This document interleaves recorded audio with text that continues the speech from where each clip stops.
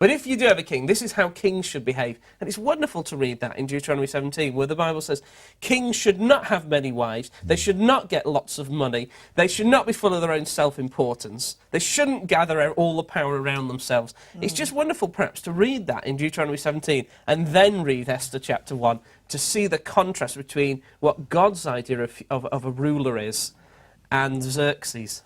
What should we make, then, Ruth, of Vashti's, well, refusal to comply with Xerxes' very unreasonable demand? She won't do it, will she?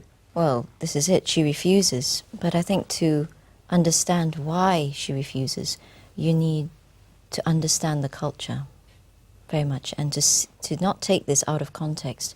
Here she is in Persia, which is modern-day Iran. And in Iran, the women wear the chador, which is an Arab robe that completely covers the woman. A lot of people assume it is Muslim dress, but actually it predates that, pre-Islamic.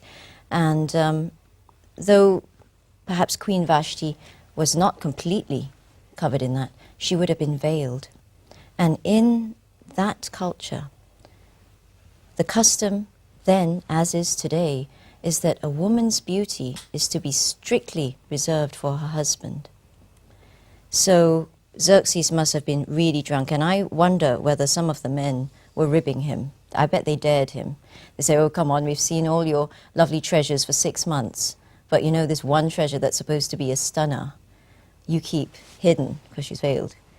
Go on then, is she really that pretty? Is she that beautiful? We don't believe you. And Xerxes goes, oh, yes, she is, I'll show you, get the queen out here. But the problem with that is that for her to then expose herself, to unveil herself, and then obviously showing herself off in what could be a very dangerous situation, you know, room full of drunk men who've been drinking for 7 days, to then be the only woman, you know, being displayed, shall we say, and seeing flesh, it is very shameful, actually, and dishonoring for a woman, let alone a queen, to be shown like this. She would have never been able to hold her head up in the harem, let alone the capital of Susa, if she had complied.